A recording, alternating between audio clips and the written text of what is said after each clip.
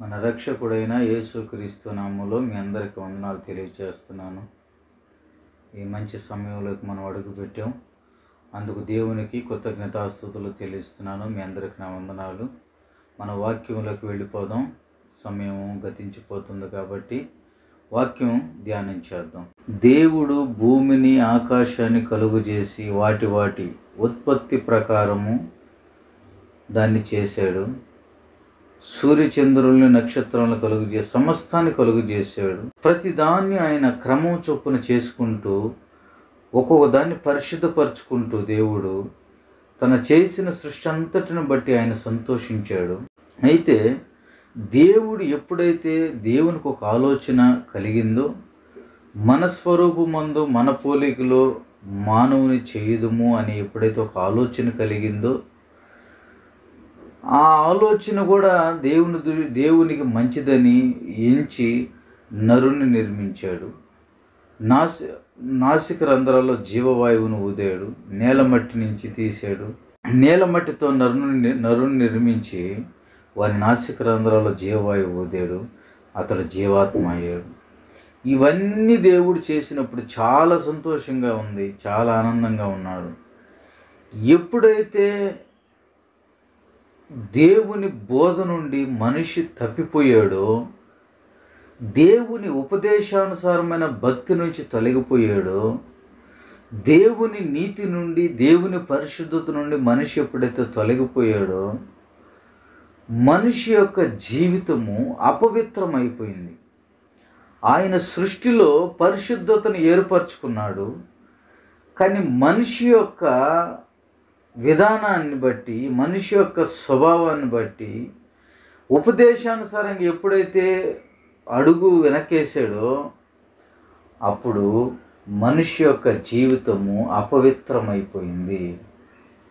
నా ప్రియమైన దేవుని బిడ్డలారా, దేవుడు మనిషిని చేసినప్పుడు పరిశుద్ధమైన వ్యక్తిగా మార్చాడు. నీతిమంతుడిగా చూశాడు. తన పోలికను చూశాడు. తన స్వరూపును చూశాడు. తన మహిమనంతా నరునికి అనుగ్రహించాడు. తన ఉపదేశాన్ని, తన క్రమాన్ని నరునిలో ఉంచాడు. ఇవి బాగానే ఉన్నాయి. కానీ ఎప్పుడైతే నరుడు ఆజ్ఞను అతిక్రమించాడో అప్పుడు ఆజ్ఞ అతిక్రమమే పాపంగా మార్చబడి నరుడు అపవిత్రమైపోయాడు.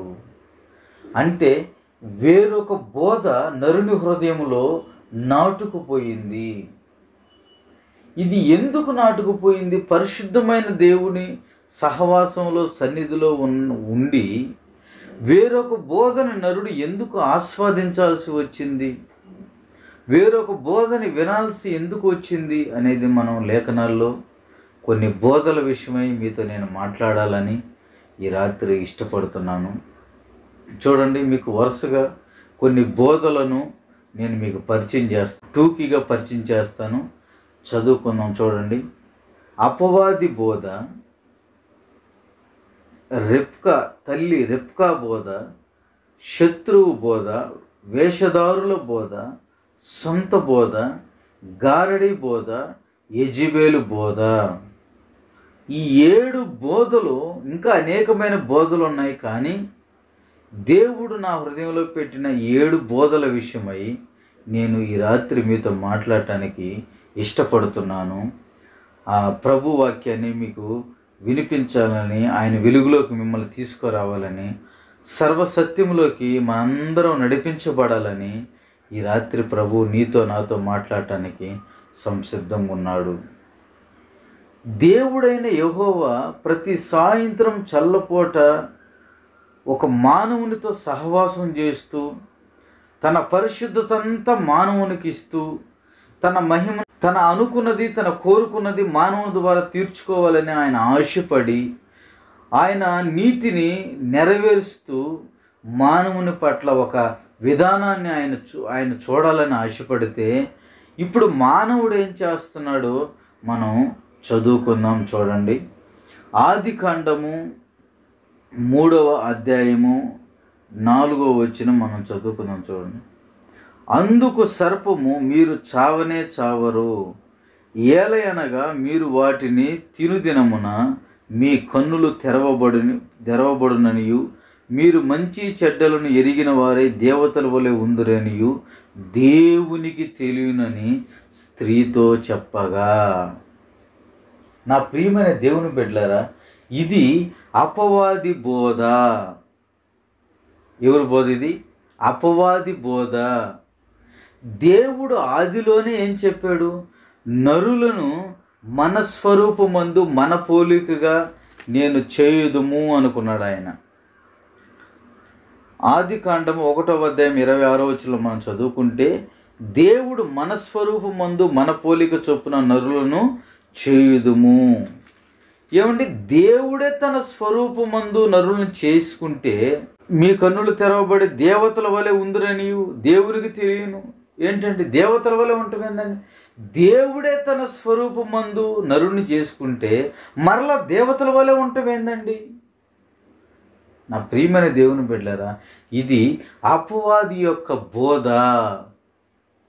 ఈ బోధ మనిషిని ఎక్కడికి తీసుకెళ్ళిందంటే, ఇది పరిశుద్ధమైన స్థలంలో నుండి అపవిత్రమైన స్థలంలోకి తీసుకువెళ్ళిపోయింది. పరిశుద్ధమైన సహవాసాన్ని విడిచిపెట్టి పరిశుద్ధుడైన దేవుణ్ణి విడిచిపెట్టి ఈ బోధ ఎక్కడికి తీసుకువెళ్ళిందంటే గచ్చ పొదల మధ్యకు ముళ్ళ పొదల మధ్యకు తీసుకుని వెళ్ళిపోయింది. ఎడారిలోకి తీసుకుని వెళ్ళిపోయింది బోధ. ఇది అపవాది బోధ. కొన్ని సంఘాల్లో మనం గుర్తించాల్సిన విషయాలు చాలా ఉన్నాయి నా ప్రియమైన దేవుని బిడ్డలారా. మనం ఏ బోధలో నాటపడుతున్నాము, ఏ బోధలో మనం పెంచుతున్నాము, ఏ బోధలో మనం పెరుగుతున్నాము, ఏ కాడి కింద మనం దాగి ఉన్నాము, ఎరగవలసిన సత్యం మనకి ఎంతైనా ఈ దినాల్లో అవసరమని ప్రభు పేరట మీకు తెలియచేస్తున్నాను. అపవాది బోధను మీరు గుర్తెరగాలి. అపవాది తీయటి మాటలు చెప్తాడు. నువ్వు సహవాసం నుంచి నిన్ను దూరం చేస్తాడు. పరిశుద్ధుల గుంపులో నుంచి నిన్ను దూరం చేస్తాడు. నిన్ను ఆ బోధలో నుంచి దూరం చేస్తాడు. ఎవరు లేని ఒంటరిగా ఏకాకిగా నిన్ను వదిలిపెట్టి తన మార్గాన్ని వెళ్ళిపోతాడు. ఇది అపవాది చేసే కుయుక్తి పని. ఇది మనం ఎరగాల. ఒక్కొక్కరు కమ్మటి మాటలు చెప్తారు మనకు, తీయని మాటలు చెప్తారు మనకు. ఏంటవి? మా దగ్గరకు వస్తే భలే ఉంటుంది ఆరాధన, మా దగ్గరకు వస్తే ఉపదేశం భలే ఉంటుంది, మమ్మల్ని పిలుచుకొని చూడు భలే చెప్తాను. నా సేవా జీవితంలో నా ప్రియమైన దేవుని బిడ్డలారా, ఇట్లాంటి మాటలు కొన్ని వందల వేల మంది పాస్టర్ల నోట నేను విన్నాను. కొన్ని వందల మంది పాస్టర్లు ఈ మాటలు చెప్తుంటే నేను విన్నాను. మా సహవాసంలోకి రా, మా బోధ విను, మా ఆరాధన చూడు ఎట్టుంటుందో, మేము చేయి పెడితే దయ్యాలు ఎలా పడిపోతాయో చూడు, మా ఆరాధనలో ప్రజలు ఎట్లా కేకలు వేస్తారో చూడు, ఒకసారి మా దగ్గరకు రని తీయటి మాటలు చెప్తారు. అక్కడికి వెళ్ళిన తర్వాత తమ ఆత్మీయ జీవితాలను కోల్పోయి వాళ్ళతో కలిసిపోయి ఏకీభవించి తమ జీవితాలను పాడు చేసుకుంటారు. పాడు చేసుకుంటున్న వారు ఎంతోమందిని నేను చూశాను, నేను ఎరుగుదును. ఇది అపవాది బోధ. సంఘంలో నుంచి నిన్ను పాడు చేయాలని చూసే బోధ, సంఘంలో నుంచి నిన్ను ఎత్తుకొని వెళ్ళిపోవాలని చూసే బోధ. ఈ బోధ విషయమై నీవు నేను జాగ్రత్త పడాలి. నా ప్రియమైన దేవుని బిడ్డలారా, అపవాది బోధనను గుర్తెరగాల. రెండవ బోధను మీకు ఈ రాత్రి గుర్తు చేస్తున్నాను. రెండవ బోధ తల్లి రెబ్కా బోధను నీకు గుర్తు చేస్తున్నాను. ఆదికాండం 27వ అధ్యాయము 13వ వచనం చదువుకుందాం. అయినను అతని తల్లి, నా కుమారుడా, ఆ శాపము నా మీదకి వచ్చునుగాక, నీవు నా మాట మాత్రం విని పోయి వాటిని నా ఎదుగు తీసుకుని రమ్మని చెప్పగా. ఇది తల్లి యాకోబుకు ప్రకటిస్తున్న బోధ, అబద్ధపు బోధ లేదా మోసపు బోధ. ఏమండి? వాగ్దాన పుత్రుని వివాహం చేసుకొని ఆశీర్వాదానికి కర్తయ్యగు ఇస్సాకుని వివాహం చేసుకొని ఈమె జీవితంలో సాక్ష్యం లేని బ్రతుకుతుంది. యథార్థత లేని బ్రతుకు బ్రతుకుతుంది. ఏమండి, ఇస్సాకు మంచి ప్రార్థనాపరుడు, శత్రువులు పూడ్చిన బావులను త్రొవ్వినవాడు, దేవుడు నిన్ను ఆశీర్వదిస్తానని సెలవిచ్చి ఆశీర్వదించిన ఇస్సాకును వివాహం చేసుకొని ఈమె జీవితంలో ఆశీర్వాదాన్ని అనుభవించాల్సిన తల్లి ఇప్పుడు అబద్ధ బోధన కుమారుడికి బోధిస్తుంది. ఇది అబద్ధపు బోధ. తల్లి కుమారునికి బోధించిన అబద్ధపు బోధ. కొన్ని కుటుంబాల్లో, నా ప్రియమైన దేవుని బిడ్డలారా, కొన్ని కుటుంబాల్లో పిల్లలకి నూరిపోస్తుంటారు, శత్రుత్వాన్ని నూరిపోస్తుంటారు. రేయ్, నువ్వు వాళ్ళ ఇంటికి వెళ్తావేమో, రేయ్ వాడితో నువ్వు సహవాసం చేస్తావేమో, రేయ్ నువ్వు వాడితో తిరుగుతావేమో, వారు మంచోళ్ళు కాదు, వారు చెడ్డోళ్ళు, వారితో తిరగబాకు, వాడు మంచోడు కాదు, ఆ కుటుంబానికి పోతావేమో, ఆ కుటుంబంతో నువ్వు సహవాసం పెట్టుకోబాకు. ఏమండి, మన బిడ్డ మంచోడైతే పక్కనోడు ఏం చేస్తాడు? కొంతమంది తల్లులు నూరిపోస్తుంటారు బిడ్డలకి. రేయ్, నేను చచ్చిపోయినా వారు కొంప మడసానికి తొక్కబాకు, రేయ్ మేము చచ్చిపోయినా వారిని మన ఇంటి గడప కూడా దొక్కనివ్వక, వారికి మనకు శత్రుత్వం మన తాతల నుంచి వస్తుంది, మన తరతరాల నుంచి వస్తుంది, వారిని నువ్వు మన గడప కూడా తొక్కనివ్వకని తల్లిదండ్రులు చిన్న వయసు నుంచి బిడ్డలకు నూరు పోస్తుంటారు. కొంతమంది తల్లిదండ్రులు మాత్రము ఆ విధేయతను, వినయాన్ని, ఆ పెద్దలను గౌరవించే ఆ తత్వాన్ని బిడ్డలకు నేర్పిస్తుంటారు. ఇప్పుడు యాకోబు తల్లి కూడా యాకోబుకి నూరిపోస్తుంది. నా కుమారుడా, నా మాట మాత్రము విను. ఏం వినాలి ఈ మాట? బిడ్డను పాడు చేయటమా? బిడ్డకి లేనిపోని ఆలోచనలు పెట్టటమా? బిడ్డ పరిశుద్ధంగా బ్రతుకుతుంటే ఆ పరిశుద్ధమైన స్థితి నుంచి బిడ్డను తప్పించటమా? ఏం వినాలి ఈ మాట? ఏమైనా మంచి చెబుతుందా వినటానికి? తండ్రిని ఎలా మోసం చేయాలనేది బిడ్డకి నేర్పిస్తుందండి. ఈ దినాల్లో బిడ్డలకి ఏమి నేర్పిస్తున్నాం మనం? అన్న ఏమి నేర్పించింది సమూయేలుకి? ప్రార్థన చేయటం నేర్పించింది, మోకరించటం నేర్పించింది, దైవజనుడికి సాగిలపడటం నేర్పించిందండి. మరి నీ బిడ్డలకి నువ్వు ఏమి నేర్పిస్తున్నావు? యాకోబు తల్లి వలె చరిత్రలో మిగిలిపోవాలనుకుంటున్నావా? హన్నా వలె చరిత్రకెక్కి ప్రపంచానికి ఒక దేదీప్యమైన వెలుగుని నువ్వు నీ బిడ్డ ద్వారా పంచాలని కోరుకుంటున్నావా? ఏం కోరుకుంటున్నావు?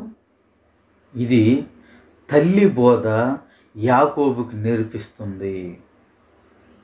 ఎంత శాపం అండి, ఎంత శాపం అండి! ఇది తల్లి బోధ.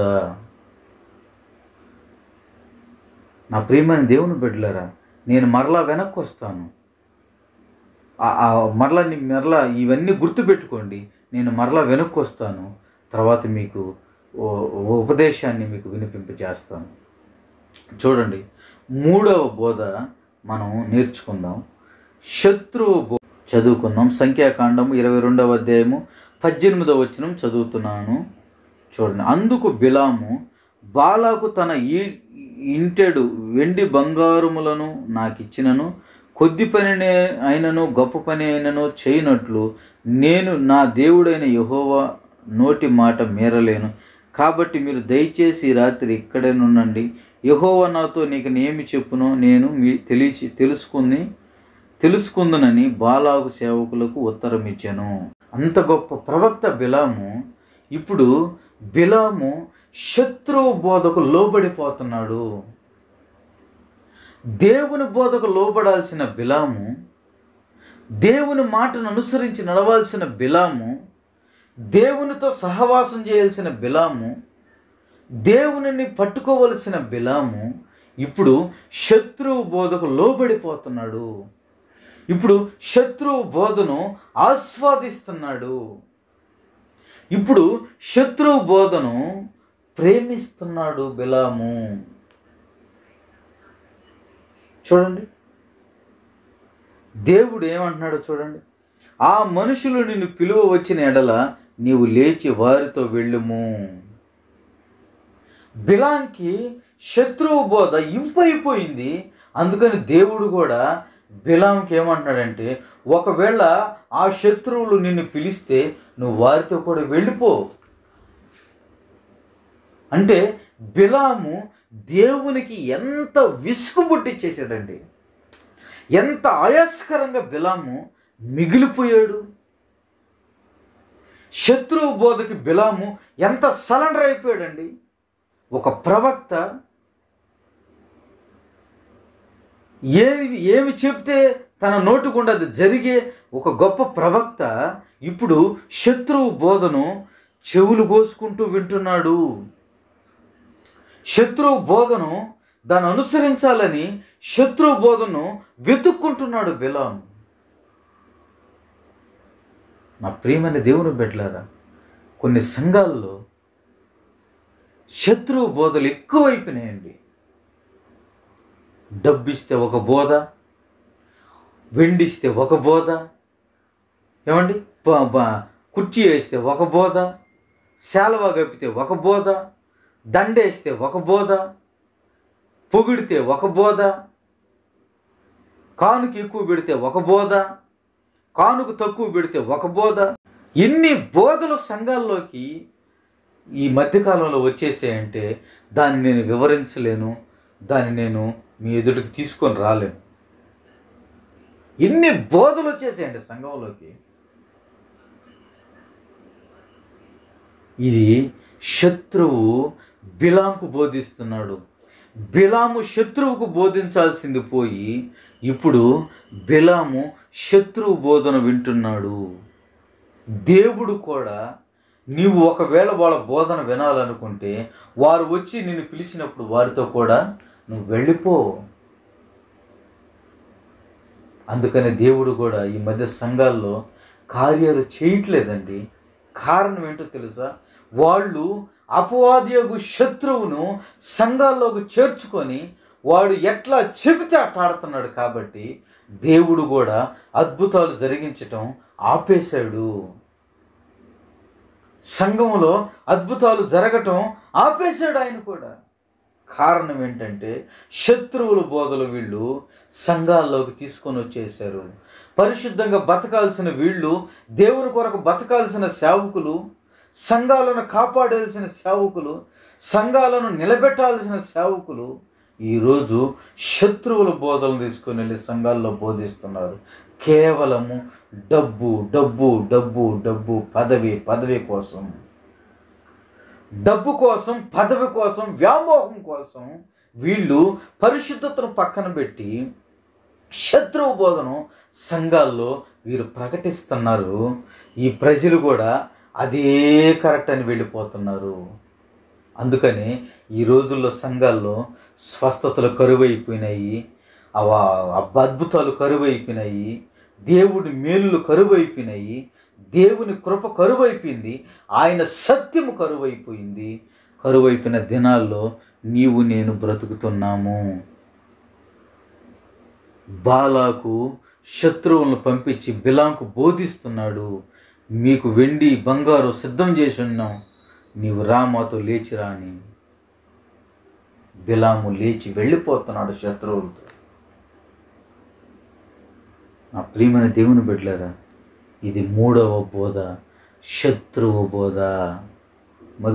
మొదటిదేం బోధ? అపవాది బోధ. రెండవది తల్లి బోధ. మూడవది శత్రువు బోధ. నాలుగవ బోధను మీకు నేను పరిచయం చేయడానికి రాత్రి ఇష్టపడుతున్నాను. నాలుగవ బోధ చూద్దాం. ప్రకటన గ్రంథము 3వ అధ్యాయము 20వ వచనము చదువుకుందాం. ఇది యెజబేలు బోధ. యెజబేలు బోధ ఏం బోధించిందో చదువుకుందాం. చూడండి, ప్రకటన గ్రంథం 2వ అధ్యాయము 20వ వచనం చదువుతున్నాను. అయినను నీ మీద తప్పు ఒకటి నేను మోపవలసి ఉన్నది. ఏమనగా తాను ప్రవక్తనని చెప్పుకొనుచు యెజెబెలు అను స్త్రీని నీవు ఉండనిచ్చుచున్నావు. జారత్వం చేయుటకు, విగ్రహములకు బలి ఇచ్చిన వాటిని తినుటకు అది తన దాసులకు బోధించుచు వారిని మోసపరుచుచున్నది. ఏమండి, దేవుని దాసులకు అది ఏం బోధిస్తుందంటే విగ్రహాలకు అర్పించింది తినచ్చని, జారత్వం చేయొచ్చని, ఏమండి, మోసపు క్రియలు ప్రవక్తలకు బోధిస్తుంది. ఈమె ప్రవక్తనని చెప్పుకొనొచ్చు ఈమె బోధను, తప్పుడు బోధను ప్రవక్తలకు బోధిస్తుంది. ఇది యెజెబెలు బోధ, ఇది తప్పు బోధ, ఇది వక్రమైన బోధ. ప్రవక్తలకు బోధించేంత స్థితికి యెజెబెలు వచ్చేసిందంటే ఎంత బరి తెగించేసిందండి. నాబోతుకి ఒక ద్రాక్ష తోట ఉంది. ఆహాబు దాన్ని అడిగాడు. నాబోతు ఇవ్వనన్నాడు, అది నా పిత్రార్జితం అన్నాడు. ఏం చేయాలా? ఆహాబు వెళ్ళి మూతి ముడుచుకొని నగరంలో మూలను పడుకోని ఉన్నాడు. యెజెబెలు వచ్చి నాబోతుని చంపి ఆ తోటని తన భర్తకు కానుగ్గా ఇచ్చింది. ఇంత పాపాన్ని ఒడిగట్టుకున్న ఈ యెజెబెలుకి ఎక్కడ కూడా నేను పాపం చేశానే, నేను అన్యాయం చేశానే, నేను అక్రమం చేశానని భయము భీతి లేకుండా ఎంత ధైర్యంగా తన సేవకులను పిలిపించి బోధిస్తుందండి. ఏం బోధిస్తుంది? నా గురించి ప్రార్థన చేయండి అని బోధించట్లే. విగ్రహాలకు బలిచ్చిన వాటిని తినేయండి, వ్యభిచారించండి, జారత్వం చేయండి, మోస పనులు చేయండి అని ప్రవక్తలకు బోధిస్తుంది. ఇది యెజెబెలు బోధ. ఈ రోజుల్లో ప్రజలను సేవకులు దారి పట్టించేస్తున్నారండి. ఇక గందరగోళం చేసేస్తున్నారండి ప్రజలను. భక్తిలో ఉన్నోడు కూడా ఛీ ఈ భక్తి ఎందుకు అనే తట్లు వీళ్ళ ప్రవర్తన ఉండిపోతుందండి. సిగ్గుపడిపోతున్నాడు. పాపానికి వీళ్ళు అమ్ముడుపోతున్నారండి. సేవకులు పాపానికి అమ్ముడుపోయారండి సేవకులు. ఈ విషయాన్ని నేను చాలా సిగ్గుతో చెప్పాల్సి వస్తుంది. నేనైనా ఎవరైనా పాపానికి అమ్ముడుపోయి దేవుని నీతిని నెరవేర్చలేక, దేవుని బోధన ఉన్నట్లు చెప్పలేక ప్రజలను తప్పు త్రోవ మార్గంలో నడిపించేస్తున్నాము. ప్రజలు కూడా ఇదే కరెక్ట్ అనుకొని, ఎవరి మందిరం వాళ్ళలోనే కరెక్ట్ అనుకొని తమ త్రోవలు తాము వెళ్ళిపోతున్నారు. ఏది సత్యమో కాదో గ్రహించుకోలేని ప్రజలు ఈరోజు కాంప్రమైజ్ అయిపోయి దొరుకుతున్నారు. యెజెబెలు బోధలో ఎంతమంది బలైపోతున్నారండి. యెజెబెలు బోధలో ఎంతమంది మరణం అయిపోతున్నారండి. యెజెబెలు బోధలో ఎంతమంది నాశనం అయిపోతున్నారండి. యెజెబెలు బోధలో ఎంతమంది పాడైపోతున్నారండి. నా ప్రియమైన దేవుని సంగమా, నువ్వు గుర్తుపట్టాలా? నువ్వు ఏ బోధలో నడుస్తున్నావో నువ్వు గుర్తుపట్టాలా. ఆ బోధన నువ్వు గుర్తిరిగి నీ దారి నువ్వు మార్చుకోవాలి. 5వ బోధను మీకు పరిచయం చేయాలని ఈ రాత్రి నేను ఇష్టపడతాను. మత్తయి సువార్త 6వ అధ్యాయము 5వ వచనం చదువుతున్నాను. ఇది వేషధారుల బోధ. మరియు మీరు ప్రార్థన చేయనప్పుడు వేషధారుల వలె ఉండవద్దు. కావున నీవు ధర్మం చేయనప్పుడు మనుషుల వలన ఘనత నొందవలనని వేషధారుల సమాజ మందిరములలో వీధులలో చేయులాగున మీ ముందర బోర ఊదింపవద్దు. వారు తమ ఫలము పొంది ఉన్నారని నిశ్చయముగా మీతో చెప్పుచున్నాను. ఇది వేషధారులైన శాస్త్రులు పరిసయ్యుల బోధ. ఈ బోధ మనుషులకు కనపడేటట్లు చేసే బోధ. ఇది మనుషుల బోధ. దేవుడు అక్కర్లే వీళ్ళకి. మనుషులు మెప్పుంటే చాలు, మనుషులు ఘనతుంటే చాలు, మనుషులు పొగిడితే చాలు వీళ్ళకి. మనుషులు చప్పట్లు కొడితే చాలు వీళ్ళ బోధకి. దేవుడు చప్పట్లు కొట్ట అవసరం లేదు, దేవుడు మెచ్చుకొని అవసరం లేదు, దేవుడు మహిమపరచబడాల్సిన అవసరం లేదు. కానీ వీరు మనుషుల మెప్పు కావాలి వీరికి. నేటి సంఘాల్లో దినాల్లో ఈ బోధలు విపరీతమైపోయినాయి. అబ్బా భలే చెప్పాడండి మా పాస్టర్ గారు, భలే చెప్పాడండి, అట్టుండాలండి. ఈయన ఆడుకో పోయి కూర్చుంటాడు, అగ్రపేట మీద కూర్చుంటాడు పోయి. ఈ పాస్టర్ గారు వీళ్ళు ఈ మాట చెప్పగానే అబ్బా మా పాస్టర్ అంటే ఏమనుకున్నాం అనగానే అగ్రహపేట మీద కూర్చో ఉంటాడు ఈయన పోయి. అందుకని ప్రభు ఏం చెప్పండి, వేషధారులైన శాస్త్రులారా పరిశీలారా, మీరు అగ్రహపేటలు కోరుకుంటున్నారు కానీ కింద ఏం జరుగుతుందో మీకు అర్థం కావట్లేదే, దేవుని నీతిని ఎలాగ నెరవేర్చాలో మీకు చేత కావట్లేదే అని ప్రభు వారిని హెచ్చరిస్తున్నాడు. మా పాస్టర్లు నేటి దినాల్లో మేము అగ్రహపేటలు కోరుకుని మమ్మల్ని పొగిడితే చాలు, మనుషులు మెప్పిస్తే చాలు, దేవుడిని మెప్పించడం అవసరం లేదు. కానీ మనుషులు మెప్పిస్తే చాలు, మనుషులు మేము మంత్రతంత్రాలుగా చేస్తే చాలు. కానీ దేవుని విషయంలో మేము దూరం అయిపోతా ఉన్నాం. ఇది వేషధారుల బోధ,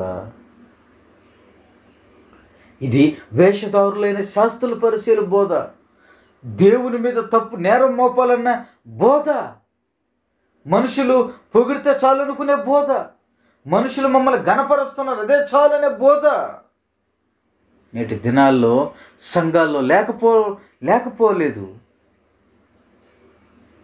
నువ్వు ఏ బోధలో పెరగాలని ఈ రాత్రి నువ్వు ఇష్టపడుతున్నావు? మనుషులు మెప్పు కోరుకోవాలనుకుంటున్నావా? దేవుణ్ణి పక్కన పెట్టి మనుషుని గణపరచాలని కోరుకుంటున్నావా? మొన్న మధ్య ఒక ప్రార్థన కూడికి వెళ్తే, ప్రార్థన కూటానికి వెళితే ప్రార్థన బాగా జరిగిందండి. కానీ మధ్యలో ఈ సన్మాన కార్యక్రమం కూడా పెట్టేశారు. ఇంకా ఆ మనిషిని పొగడుతున్నారండి, ఆ సేవకుడిని పొగడుతున్నారండి, అబ్బబ్బబ్బా ఏమి పొగడుతున్నారండి. అప్పుడు దాకా వాక్యం విన్నారు, అప్పుడు దాకా సేవకులందరూ నోరు తెలుసుకున్న వాక్యం విన్నారు, అప్పుడు దాకా ఉపదేశాన్ని విన్నారు. ఉపదేశం ఎట్టబోయింది, చెప్పిన వాక్యం ఎట్టబోయింది, విన్న ప్రజలు ఎట్టబోయినారు. ఇంకా ఆ సన్మాన కార్యక్రమంలో ఈయన పొగట్టడం స్టార్ట్ చేశారు. మెసేజ్ గంట చెబితే ఈయన గురించి 5 గంటలు చెప్పారండి. సిగ్గుపడిపోయానండి నిజంగా నేను. మెసేజ్ ఏమో వాక్యం ఏమో గంట చెబితే ఇతనికి సన్మానం చేసి పొగిడేవాళ్ళు 5 గంటలు చేశారండి. ఎంత సిగ్గుపడాల్సిన విషయం అండి ఇది రోజుల్లో, నేటి దినాల్లో సంఘాలు. అదేమంటే మేము పెద్దవాళ్ళమే, మాకు తెలుసు అన్నీ మేము అన్నీ అనుభవించేసి వచ్చేసాం, మేము అన్ని పడతలేస్తా వచ్చేసాం అని మరలా వీళ్ళే బోధిస్తుంటారు అందరికీ. నువ్వు పడతలేస్తా వచ్చిన నీవు, కింద మీద పడతా కష్టపడుతూ వచ్చి ఈరోజు ఆ సేవనంతా నిలబెట్టిన నీవు ఘనతకు అర్హుడు కాదన్న సంగతి మర్చిపోయావా?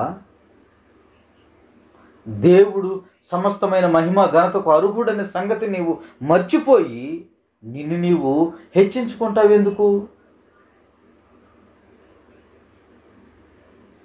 ఇది మనుషులకు కనపడవలనని కోరుకునే బోధ. ఈ బోధ ఎక్కువ కాలం నిలబడదు. మనుషులు చప్పట్లు కొట్టినంత వరకు నీ బోధ నిలబడుతుంది. మనిషి ఒకే రీతిగా ఒకేగా ఉండడు. మనిషి నిమిషం మారుతూనే ఉంటాడు. ఈరోజు చప్పట్లు కొట్టిన వాడే నీ మీద రాళ్ళు వేస్తాడు. ఈరోజు నిన్ను మహిమపరిచిన వాడే నీ మీద దుమ్మెత్తి పోస్తాడు. అది నీవు గుర్తిరగాల్సిన సత్యము ఎంతైనా నేటి దినాల్లో మనకు అవసరము. ఇది వేషధారుల బోధ. ఈ వేషధారుల బోధ మనకెందుకండి? 6వ బోధను మీకు పరిచయం చేయాలని ఈ రాత్రి నేను ఇష్టపడుతున్నాను. 6వ బోధన చదువుకుందాం. అపోస్తుల కార్యములు 5వ అధ్యాయము మనం చదువుకుందాం. చూడండి, మొదటి వచనం చదువుతున్నాను. అననీయ అను ఒక మనుషుడు తన భార్య అయిన సఫీరాతో ఏకమై పొలం అమ్మాను. భార్య ఎరుగకనే వాడు దాని వెలలో కొంత దాచుకొని కొంత తెచ్చి అపోస్తుల పాదముల యొద్ద పెట్టెను. అననయ్య, నీ భూమి వెలలో కొంత దాచుకొని పరిశుద్ధాత్మను మోసపుచ్చుటకు సాతాను ఎందుకు నీ హృదయంలో ప్రేరేపించెను? అది నీ యొద్దనున్నప్పుడు నీదే కదా. అమ్మిన పిమ్మట అది నీ వశమై ఉండలేదా? ఎందుకు ఈ సంగతి నీ హృదయంలో ఉద్దేశించుకొనుచున్నావు? నీవు మనుషులతో కాదు, దేవునితోనే అబద్ధమాడితివని వానితో చెప్పాను. ఇది సొంత బోధ. అపోస్తులు నిన్ను ప్రత్యేకంగా అమ్మి తీసుకురమ్మలేదుగా. అందరూ తన అక్కర్ల కొలది, తన ఉన్న సామర్థ్యత కొలది అపోస్తుల పాదంలో పెడుతుంటే మీకు కూడా ఆ ఆశ కలిగింది, బాగానే ఉంది. నువ్వు సమర్పించుకున్నది ఏదో పూర్తిగా దేవునికి సమర్పించుకోకుండా దాచుకోవటం ఎందుకు? ఇది తనలో తాను మాట్లాడుకొని ఒక నిర్ణయానికి వచ్చి, ఇది సొంత నిర్ణయం తీసుకొని కొంత తీసుకొచ్చి అపోస్తుల పాదములతో పెట్టారు. ఇది సొంత బోధ. తమ జీవితాలను వీరే పాడు చేసుకోవటానికి, తమ హృదయాలను వీరే నలగొట్టుకోవటానికి, తమ హృదయాలను వీరే పక్కకు వెళ్ళిపోవటానికి సాతానుకు వీరు చోటిచ్చి తమ హృదయాలను పాడు చేసేసుకున్నారు. ఇది సొంత బోధ. వారికి వారే బోధించేసుకున్నారు. మనం కొంత దాచిపెట్టుకుందాం, కొంత వెళ్ళి తీసుకుని వెళ్దాం. నేటి దినాల్లో సంఘాల్లో ఇదే జరుగుతుందండి. సంఘ పెద్దల చేతి కానుకలు ఇచ్చామనుకో, కొంత దాచుకుంటారు, కొన్ని లెక్కలు రాస్తారు. కొంత దాచుకుంటారు, కొన్ని లెక్కలు రాస్తారు, కొన్ని అప్పగిస్తారు వాళ్ళకి. నేటి సంఘాల్లో ఇదే పరిస్థితి జరుగుతుంది. ఇది దేవుని నీతికి సరిపడదన్న సత్యాన్ని నీవు నేను గుర్తెరగాల్సిన విషయం ఎంతైనా ఉంది. ఇది సొంత బోధ. ఇది మనకు తగదు. నీవు సొంత బోధన చేసుకోవటానికి నీవు జ్ఞానివి కాదు. నీవు సొంత బోధన చేసుకోవటానికి నాయకుళ్ళు లేని జనులంట కట్టులేక తిరుగుతారంట. నీవు సొంత బోధన చేసుకోవటానికి ఇది నీ సొంత ఇల్లు కాదు, ఇది దేవుని మందిరము, ఇది దేవుని యొక్క నివాస స్థలము. నువ్వు గుర్తెరగాల్సిన సత్యం ఎంతైనా ఉంది. అందుకనే దేవుడు తన మందిరంలో, తన ప్రార్థనా మందిరంలో దేవుడు వ్యాపారం చేస్తున్న వారిని కొరడా తీసుకొని గద్దించినట్లు లేఖనాలు చెప్తున్నాయి. ఇది నా మందిరము, సమస్త జనులకు ప్రార్థనా మందిరం అనబడినది, దీనిలో మీరు వ్యాపారం చేస్తారా అని దేవుడు కోపపడినట్లు లేఖనాలు తెలియచేస్తున్నాయి. ఇది వ్యాపారం చేయటానికి అంగళ్ళ కాదు, వ్యాపారం చేయటానికి ఇది బిజినెస్ కాదు, ఇంకోటి పెట్టడానికి ఇదేమో మార్కెట్ కాదు. ఇది దేవుని మందిరము. నువ్వు దేవునికి ఏమి చేయాలనుకున్నావో అది నిశ్చయముగా దేవుని కోసం చేసేయి. నీవు మరలా తీసుకుని వెళ్ళి దాంట్లోనే రుద్దుతావు అనుకుంటే శాపాన్ని నీవే కొని తెచ్చుకుంటావని ఈ రాత్రి కాలం వేళలో ప్రభు పేరట మీకు మనవి చేస్తున్నాను. నా ప్రియమైన దేవుని బిడ్డలారా, ఇది వేషద, ఇది సొంత బోధ. సొంత బోధ. నువ్వు బోధించుకునేలా జ్ఞానివని అనుకుంటావేమో, అది నిన్ను తుదకు మరణానికి తీసుకెళ్ళిపోద్దని సొలొమోను భక్తుడు సామెతల గ్రంథంలో హెచ్చరిస్తున్నాడు. నా ప్రియమైన దేవుని సంగమా, దేవుని బిడ్డలారా, ఇది మనకు తగదనే సత్యాన్ని ఈ రాత్రి మీకు నేను తెలియచేయటకు ఎంతమాత్రం సందేహించట్లేదు. ఇది సొంత బోధ. మరొక బోధని చివరగా ఏడవ బోధన మనం ఏడవ బోధ ఏంటి? గారడి బోధ. చదువుదాం, చూడండి. అపోస్తుల కార్యములు 8వ అధ్యాయము 9వ వచనంలో ఈ విధంగా రాయబడింది. సీమోను అను ఒక మనుషుడు లోగడ ఆ పట్టణంలో గారడీలు చేయొచ్చు, తానెవడో ఒక గొప్పవాడని చెప్పుకొనుచు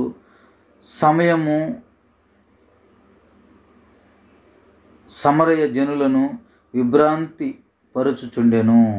కొద్దివాడు మొదలుకొని గొప్పవాని మటుకు అందరూ దేవుని మహాశక్తి అనబడిన వాడు ఇతడే అని చెప్పుకొనుచు అతనిని లక్ష్యపెట్టిరి. అతడు బహుకాలం గారడీలు చేయుచు వారిని విభ్రాంతి పరిచినందున వారు అతనిని లక్ష్యపెట్టిరి. ఇది గారడీల బోధ. ఏడవ బోధ ఏంటి? గారడీల బోధ, గారడీ బోధ. ఇది అతను మహాశక్తివంతుడని గారడీలు చేస్తూ ఏమండి ఆ పట్టణం అంతా, సమరయ పట్టణం అంతా ఆ జనాలను విభ్రాంతి పరుస్తున్నాడంట. ఇది గారడీ బోధ. సర్కస్లో చూడండి, అక్కడక్కడ సెంటర్లో పెడతారు. వాళ్ళని నేను విమర్శించట్లేదు, కానీ వారు తమ పట్టుకూటు కోసం తన వ్యాపారం తను చేసుకుంటున్నారు. కానీ ఇతర మనసానికి నేనే దేవుడిని అని చెప్పుకుంటున్నాడంట. మహాదేవుడు ఏమండి? ఎవరు? దేవుని మహాశక్తి అనబడిన వాడు ఇతడే అని చెప్పుకుంటున్నాడంట. అక్కడక్కడ పెట్టుకుని ఉంటారు. వాళ్ళు ప్రజలను ఆకర్షిస్తూ ఉంటారు. ఆయా సర్కస్లు చేసి, ఆ విచిత్రమైన పనులు చేసి, ఏమంటే ఆ రింగుల్లో దూరి పైన తాడు మీద నడిచి విచిత్రమైన పనులు చేసి ఆ గారడీలు చేస్తుంటారు. ఆ గారడీ పనులు చిల్లర పనులు చేస్తుంటారు. ప్రజల్ని మురిపిస్తుంటారు. ఉన్నది లేనట్టుగా సృష్టిస్తుంటారు వాళ్ళు అక్కడ. ఇది గారడీ చేసే వాళ్ళ పని. ఇప్పుడు దీన్ని మ్యాజిక్ కూడా అంటారు. మ్యాజిక్ బైబిల్లో నుంచే వచ్చింది. మనోళ్ళు ఏదో పెద్ద కనిపెట్టారని ఏదో పెద్ద అనుకుంటుంటారు, కానీ మ్యాజిక్ ఈ గారడీ సీమోను కాడి నుంచే వచ్చింది. ఈ మ్యాజిక్లు చేయటం అనేది ఈ గారడీ సీమోను నేర్పించిందే వీళ్ళకి. వీళ్ళు బైబుల్ పక్కన పెట్టేసి వీళ్ళేదో సొంత టాలెంట్తో నేర్చుకున్నామని ప్రజలందరికీ మురిపిస్తుంటారు. చూడండి, కొంతమంది పావురాలు జోబీలో నుంచి తీస్తారు, రెక్కల్లో నుంచి తీస్తారు, ఏమంటే షర్ట్లో నుంచి తీస్తారు. ఎంత గారడీలు చేయాలో, ఎంత మిమిక్రీలు చేయాలో, ఎంత వేషాలు వేయాలో అంత వేషేస్తుంటారు. ఇది గారడీ బోధ. ఈ బోధ చాలా డేంజరు. దేవుడు ఈ బోధను అంగీకరించడు. నువ్వు గారడీలు చేస్తే సంఘాల్లో కుదరదు. నువ్వు మిమిక్రీలు మ్యాజిక్లు చేస్తే సంఘాల్లో కుదరదు. నువ్వు ఉన్నట్టు సత్యాన్ని ప్రజలకు బోధిస్తే దేవుడు తగిన కాలం ముందు నీకు ప్రతిఫలం ఇవ్వటానికి ఆయన సిద్ధంగా ఉన్నాడు. నువ్వు గారడీలు చేసి దేవుని రాజ్యాన్ని సంపాదించుకోవాలంటే నీ వల్ల కాదు. నువ్వు గారడీలు చేసి దేవుని కోసం ఏదో చేయాలనుకుంటే నీ వల్ల కాదు. నువ్వు దేవుని పక్కన పెట్టి నేను దేవుని కోసం చేస్తానని నువ్వు చెప్పుకుంటూ తిరుగుతున్నావంటే అది నువ్వు వేషధారువని నువ్వు గుర్తెరగాల్సిన సత్యం ఎంతైనా ఈ రాత్రి అవసరము. ఇది గారడీల బోధ. ఆ ప్రియమైన దేవుని బిడ్డలారా, ఇంకెంతకాలం ఈ బోధల్లో ఎంతకాలం నలిగిపోతాం మనం? ఇంకెంతకాలం సంఘాలు ఈ బోధలు తీసుకొని వచ్చి సంఘాల మీద రుద్ది నాశనాన్ని కొని తెచ్చుకుంటాం, శాపాన్ని కొని తెచ్చుకుంటాం. ఎన్ని బోధలు చెప్పినప్పుడు? అపవాది బోధ, తల్లి బోధ, శత్రువు బోధ, వేషధారుల బోధ, సొంత బోధ, గారడీ బోధ, యెజబెలు బోధ.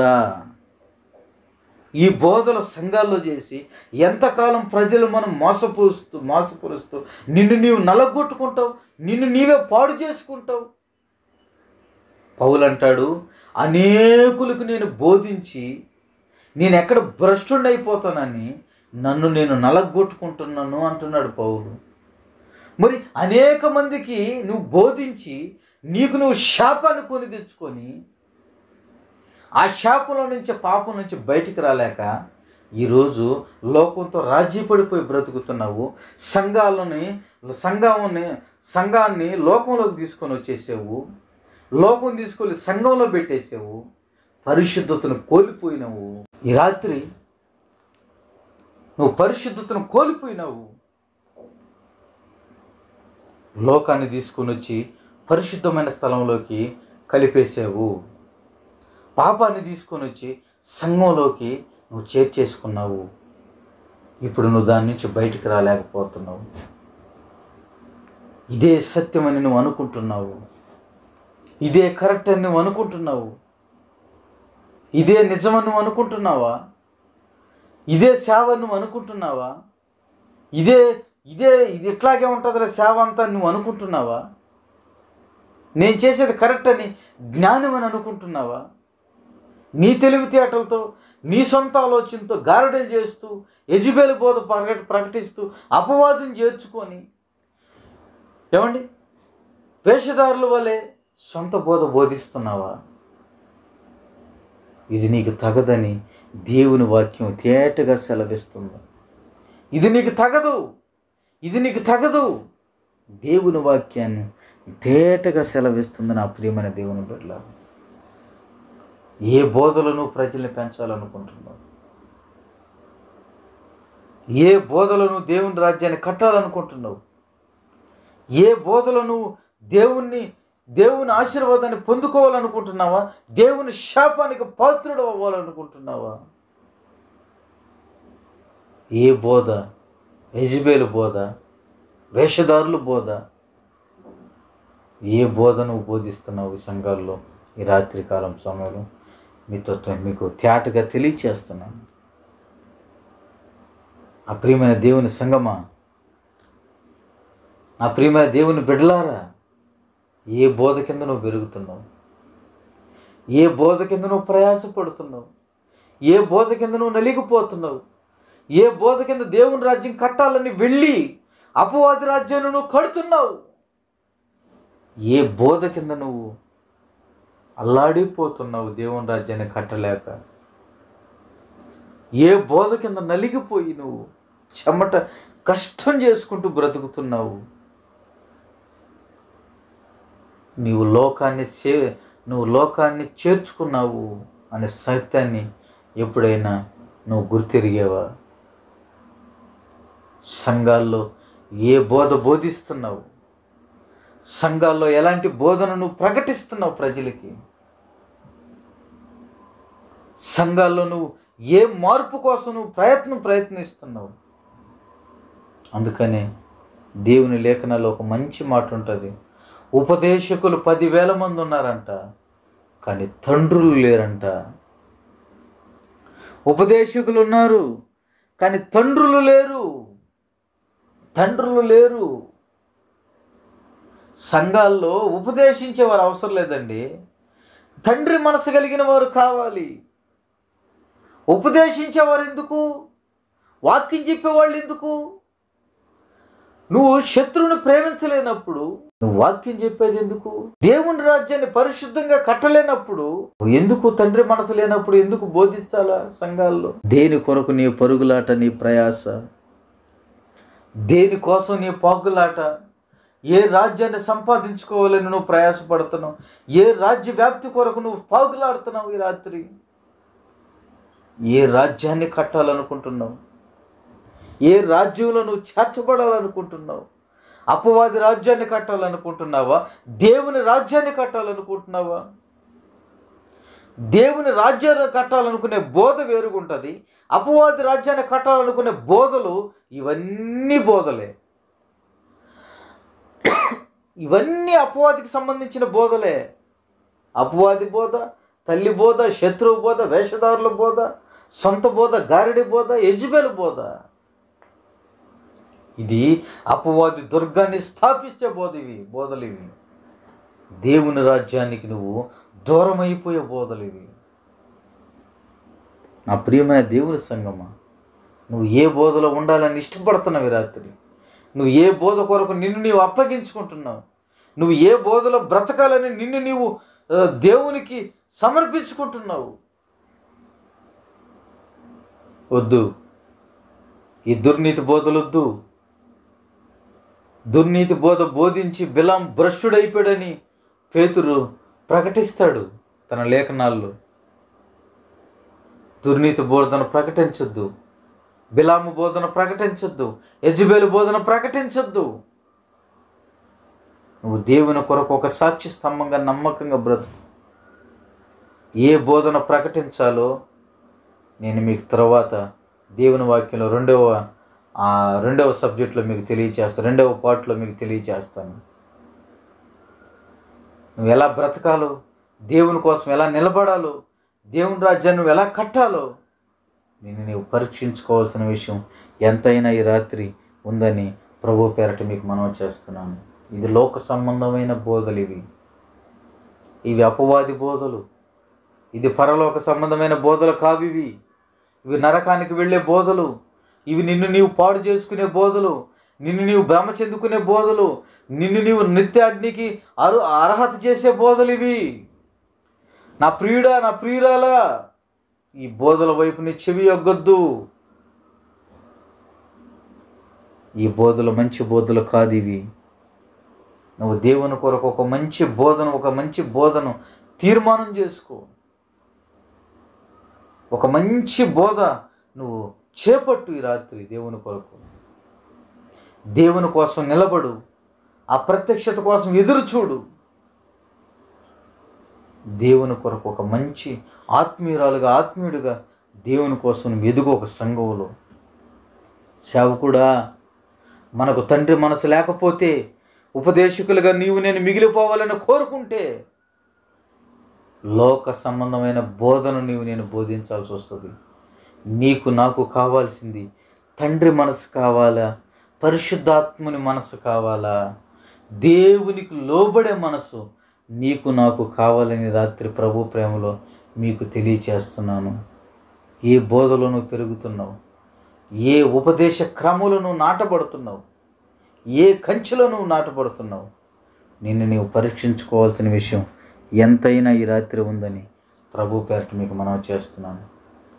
రెండవ సందేశంలో ఏ బోధలో మనం పెరగాలనేది నేను మీకు మరలా తెలియచేస్తాను.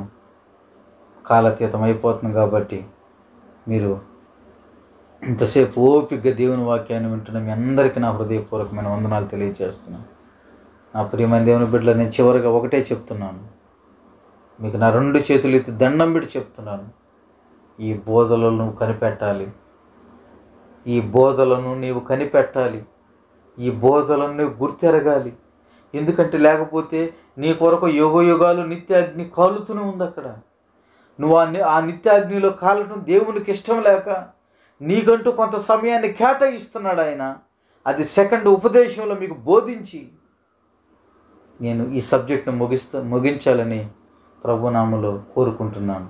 ఎలాగ దేవుడు మన కొరకు సమయం ఇచ్చి హెచ్చరించి సేవకులు పంపించాడో అవి తర్వాత వాక్యంలో మీతో పంచుకోవాలని ఈ రాత్రి ఇష్టపడుతున్నాను.